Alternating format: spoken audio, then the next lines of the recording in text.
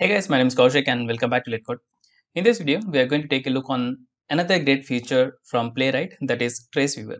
Trace Viewer is mostly used by the developers to see the performance of the web application, but as a tester, we can use the feature as well. Let me show you the demo first. It's very simple, only 2 lines of code. So I have already written. We have to use the context, not the page fixture directly, because as I said in most of the videos, page is like your new tab, and if you wanted to do something before launching the new tab, we have to use the context. So here we are getting the browser fixture, and then using that we are creating a new context, and then with the context we are going to start the tracing. For that we have to say like await context.tracing.start, and within the optional parameter we can pass the screenshot and the snapshot. Screenshot in the sense like the regular screenshot of any web page we take, and snapshot is little different from the screenshot. Snapshot is basically like the temporary copy of the test applications of a DOMs saved after each and every step. That means like when we are going to do some click action, what exactly happening after the click of any element, that is what DOM snapshot. I will show you that in the tracing view, in the tracer view, like how it exactly look. Okay, so and make sure once you want to stop the tracing, you should call like await context.tracing.stop, and within the parameter we have to optional parameter we have to pass the path. Okay, so trace.zip in the sense is my file name, and by default it will take the your local folder. Okay, and that is the root of the folder. So this is very simple, so I'm going to ignore this, and we are going to take the existing code that we return using the describe like our page object model code. Okay, so here we have two tests, so it will run for a few minutes so we can see the tracing in more in detail. Okay, so same concept here also. In before all I have used the new context object to start the tracing, and in the after all, that is the hooks from the test runner, we are stopping the trace. Okay, that's it, very simple thing. Now let me go to my playwright.config, and here I'm going to bring the file name, that is tc001.test.ts, and after that as usual we are going to run our test. So npm run test, 2000 years later, and two tests passed and two dots, green dots, of course it is passed, right? Now if I see in the root of the project, you can see there we have a new file called trace.zip, right? To open this file we have this command called npx playwright show dash trace, and then followed by the file name.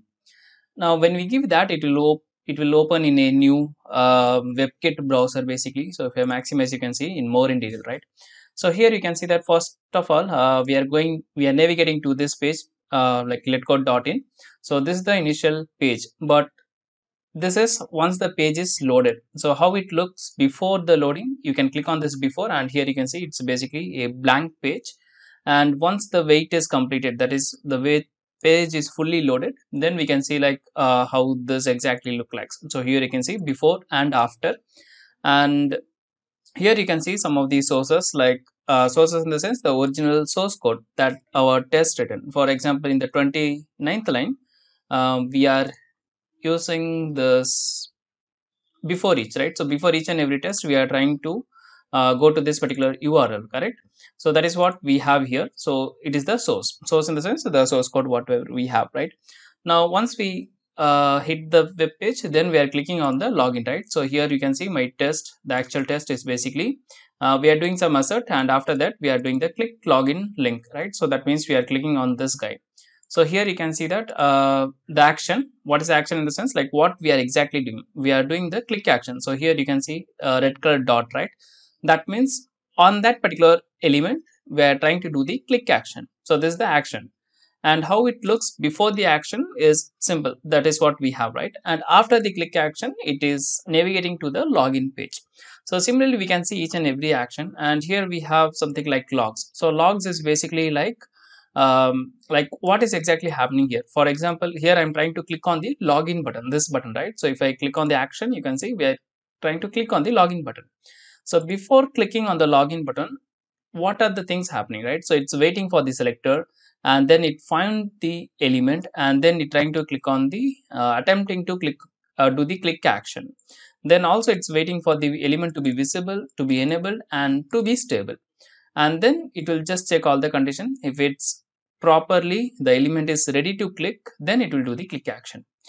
And here you can see that here it says like what did the something says to the tree, right?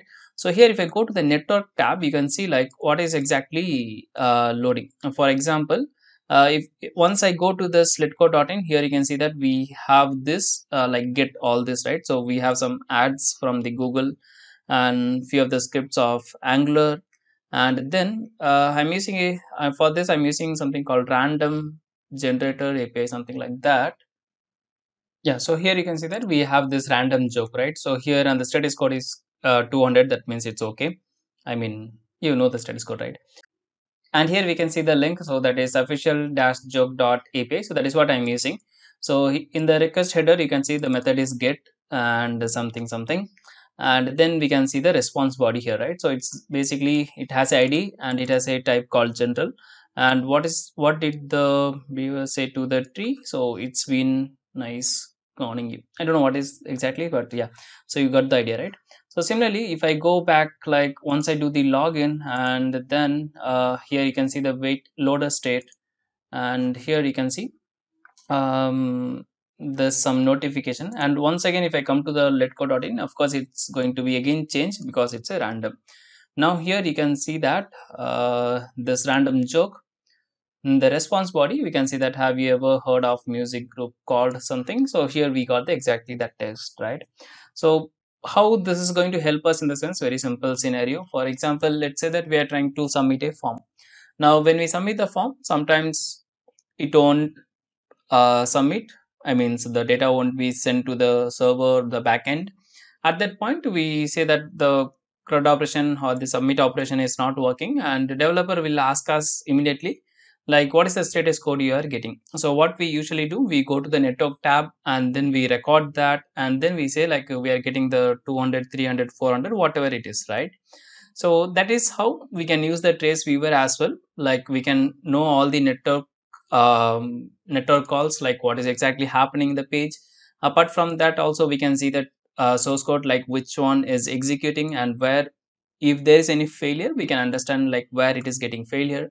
And also we'll get like log whether the navigation is completed or not. Okay. And of course we can also get the actions, the before and the after as well. This is very handy in terms of debugging. Okay. And also we can know like few of the performance. For example, here you can see the blue, it took like to load the page, it took around 3 seconds. Even that is very much, I think. But yeah, then after that we click on the okay, we are waiting for navigation, then we click on the, yeah, we click on the login, which was very fast.